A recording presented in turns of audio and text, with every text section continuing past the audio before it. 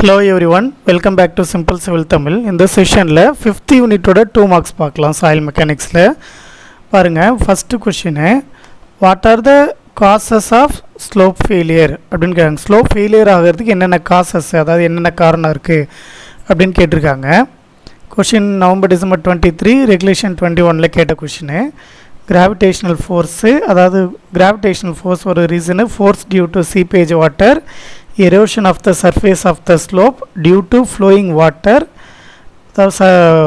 Slope ஓட surface வந்து erosion ஆகுது water ஃப்ளோவால். the sudden lowering of water adjacent to slope forces due to earthquake. So இதெல்லாம் வந்து reasons, causes of slope failure. ஓகேங்களா. Next stability நம்பரை describe பண்ண சொல்லியிருக்காங்க. Describe stability number, sometimes Taylor stability நம்பர்னு கூட கேட்கலாம். ஓகேங்களா. எப்படி கேட்டாலும் ஆன்சர் ஒன்று தான். டெய்லருன்ற ஒரு 1937 வந்து ஒரு ஃபார்முலா டெரைவ் பண்ணார். ஓகேங்களா. அந்த ஃபார்முலா என்ன பண்ணுதுன்னா, ஸ்டெபிலிட்டி ஆஃப் ஸ்லோப் கால்குலேட் பண்ணுறதுக்கான கால்குலேஷன்ஸை ரொம்ப கம்மி பண்ணி ஈஸியாக மாற்றுது. அந்த ஃபார்முலா தான் வந்து ஸ்டெபிலிட்டி நம்பர் அப்படின்னு சொல்கிறோம். அது ஒரு நம்பர்னு ஃபார்முலா டெரைவ் பண்ணி கொடுத்துருக்காரு. பாருங்கள், if the slope angle beta are ஐன்னு கூட வச்சுக்க, ஒன்றும் பிரச்சனை இல்லை. Height of the embankment H, the effective unit weight of the material gamma, angle of internal friction phi and unit cohesion C dash are known, the factor of safety may be determine. So factor of safety determine பண்ணலாம். In order to make unnecessary more or less reduce stability determination. So இதெல்லாம் வந்து reduce பண்ணுற unnecessary கால்குலேஷன்லாம் reduce பண்ணுறதுக்காக Taylor வந்து 1937 ஒரு ஐடியாலஜியாக ஒரு அனலைசிங்கை கொண்டு வந்தார். Stability of the large number of ஸ்லோப்புக்கு கொண்டு வந்தார். அந்த நம்பருக்கு தான் பேர் என்ன வச்சுருக்காருனா ஸ்டெபிலிட்டி நம்பர்னு வச்சுருக்காரு. ஓகேங்களா. இதில் த டெசிக்ன்டு நம்பர் என்எஸ், அதாவது stability number NS equal to C dash divided by FC gamma H. ஓகேங்களா. இவ்வளோ தான் டெஃபினேஷனு. இதிலே சி டேஷ் எஃப்சி காமா ஹெச்னு என்னென்னு இங்கேயே மென்ஷன் பண்ணிட்டோம். அதனால் தனியாக எழுதணும்னு அவசியம் இல்லை. இல்லை இதெல்லாம் ஃபார்ம் பண்ண எனக்கு ரொம்ப கம்மியாக இருக்குன்னாக்க, சரி கஷ்டமாக இருக்குனாக்க, நீங்கள் என்ன பண்ணலான்னா ஃபஸ்ட்டு ஃபார்முலா எழுதுங்க. வேர்னு போட்டு NS stability number C cohesion FC இதெல்லாம் எழுதிட்டு கீழே இதெல்லாம் எக்ஸ்பிளைன் எழுதிட்டு this formula is derived by Taylor in 1937 எழுதிடுங்க. வேலை முடிஞ்சது. ஓகேங்களா. Next, what are the types of slope failure. Slope ஃபெயிலியரில் என்ன பண்ணுவாங்கன்னா, ஃபைனைட் ஸ்லோப்புக்கு என்ன, இன்ஃபைனைட் ஸ்லோப்புக்கு என்னன்னு தனித்தனியாக கூட கேட்கலாம். எது கேட்டாலும் இந்த 3 ஃபெயிலியர் தான். Face failure, toe failure, base failure. So 3 failure இருக்குது. ஃபேஸ்ன்றது இது ஸ்லோப்னு வச்சுக்கோங்க. இந்த இடம் மட்டும் ஃபெயிலியர் ஆனால் அது ஃபேஸ் ஃபெயிலியர். இந்த இடத்துல இருந்து பாட்டம் வரைக்கும் ஃபெயிலியர் ஆனால் டோ ஃபெயிலியர்.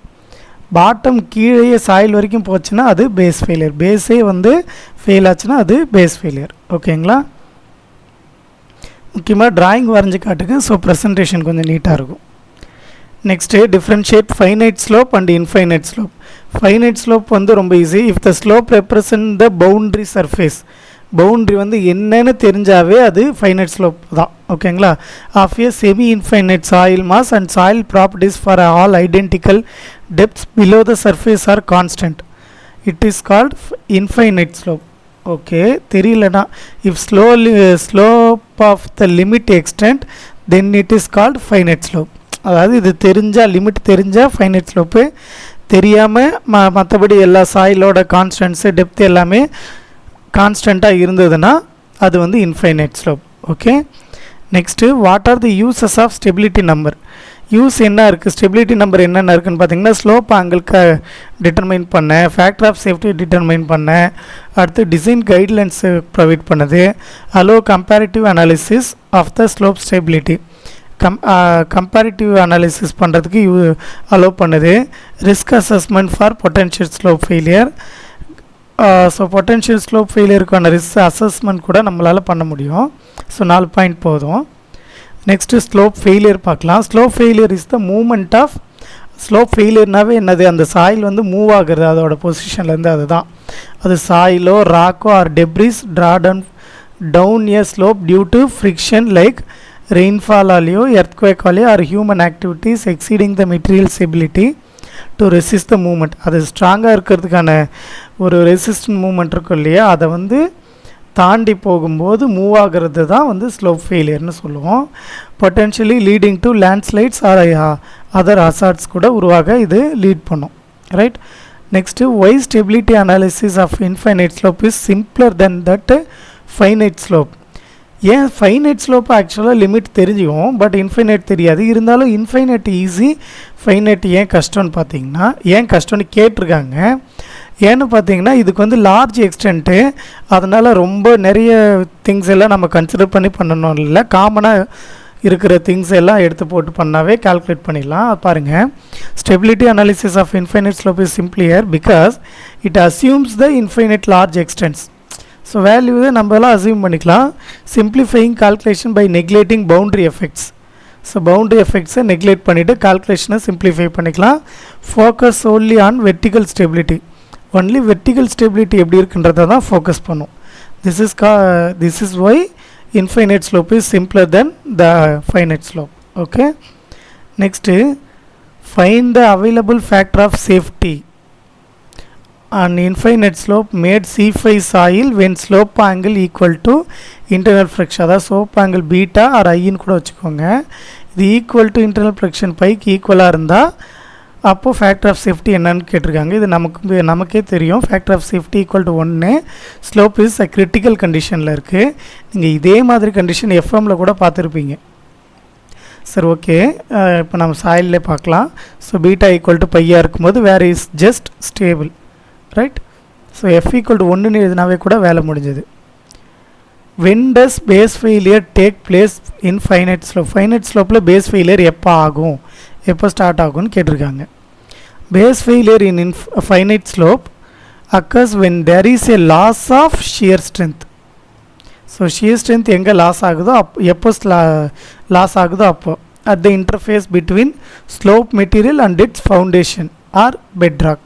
இப்போ ஸ்லோப் இப்படி இருக்குன்னா இந்த ஃபவுண்டேஷனுக்கும் இந்த சாயிலுக்கும் இருக்கிற ஏரியாவில் இருக்கிற இந்த ஷியர் ஸ்ட்ரென்த் ரெடியூஸ் ஆகும்போதோ இல்லை மொத்தமாகவே ரெடியூஸ் ஆகும்போதோ இந்த பேஸ் ஃபெயிலியர் ஆக்ட் ஆகும். ஓகேங்களா, அவ்வளோதான் கொடுத்துருக்காங்க. நெக்ஸ்ட் கொஷின் பார்க்கலாம். A 4 meter deep vertical cut is made purely cohesive soil. Unfined compression strength 60 kilopascal. Unit weight gamma. இது சியோட வேல்யூ, இது காமாவோட வேல்யூ. ஃபைண்ட் த ஃபேக்டர் ஆஃப் சேஃப்டின்னு கொடுத்துருக்காங்க. நமக்கு தெரியும் செஷன், அதாவது factor of safety equal to C by gamma into H. சியோட வேல்யூ கொடுத்துருக்காங்க 60, காமாவோட வேல்யூ 19, ஹைட்டோட வேல்யூ 4 மீட்டர். சால்வ் பண்ணிங்கன்னா என்ன கிடைக்குதோ அதான் factor of safety. Right. Next பார்க்கலாம். Write down the expression for factor of safety of an infinite slope in case of கொகிஷன்லெஸ் சாயில். கொகிஷன்லெஸ் சாயில்னாவே நீங்கள் கண்ண மூடிட்டு tan பை பை tan ஐன்னு எழுதிடலாம். இதில் பைன்றது ஆங்கிள் ஆஃப் ஷேரிங் ரெசிஸ்டன்ஸ், ஐங்கிறது ஸ்லோப் ஆங்கிள். ஓகேங்களா, அது I slope angle, shearing resistance, எஃப்ன்றது factor of safety. Next what is slide? ஸ்லைடுனா என்ன அப்படின்னு கேட்டிருக்காங்க. இங்கே சாயில் மெக்கானிக்ஸில் slide may be defined as the movement of the soil down. Soil down a slope due to slope failure along the surface of the failure. ஓகேங்களா, so soil வந்து டவுனாக move ஆகிறது தான் ஸ்லோப் ஸ்லைடுன்னு சொல்லுவோம். Next tension crack. What you mean by tension கிராக்னு கேட்டிருக்காங்க. Tension crack is a crack. அது ஒரு crack the develop at the top surface of the slope. ஸ்லோப்போட டாப் சர்ஃபேஸில் ஆக்ட் ஆகும். Made of cohesive soil. அதாவது இப்போது களிமண்ணெல்லாம் காஞ்சதுன்னா வெடிச்சிட்டு கிராக்காக ஃபார்ம் ஆகும்ல, அதுதான் அந்த tension crack. when slip is imminent along with no shear resistance can develop. The depth of tension crack is given by HC equal to 2C by gamma. C ன்றது cohesion, gamma ன்றது unit weight. அதையும் கீழே எழுதியிருக்கேன், பார்த்துக்கோங்க. Next question, define the surface of the failure. critical surface of failure. Critical surface of the failure define பண்ண சொல்லியிருக்காங்க. The critical surface of failure may be defined as the failure surface that has least factor of safety against the failure. எங்கே factor of safety ரொம்ப லீஸ்ட்டாக இருக்கோ அந்த இதுதான் வந்து failure சர்ஃபேஸ்ன்னு சொல்லுவோம். எக்ஸாம்பிளுக்கு it is surface along which failure mostly like to occur.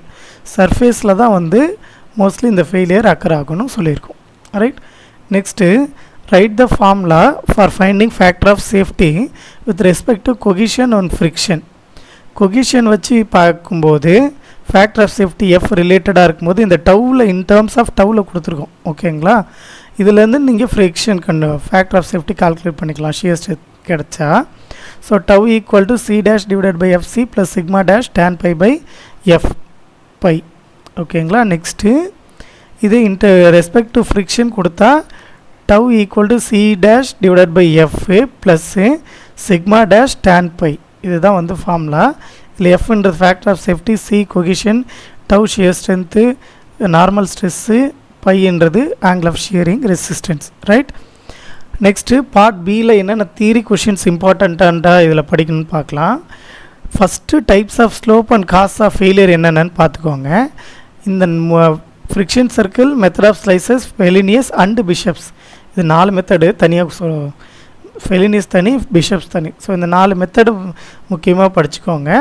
அதுக்கப்புறம் ஸ்லோப் ப்ரொடெக்ஷன் மெஷர்ஸ் ப்ராப்ளம் கேட்கலன்னா இந்த ஸ்லோப் ப்ரொடெக்ஷன் மெஷர்ஸ் கேட்க வாய்ப்பு இருக்குது. ஸோ மொத்தம் இதில் 6 கொஷின்ஸ் இருக்குது. இந்த 6 கொஷின்ஸும் ஜஸ்ட் என்னென்னு ஓரலாக பார்த்துக்கோங்க. Okay, thank you.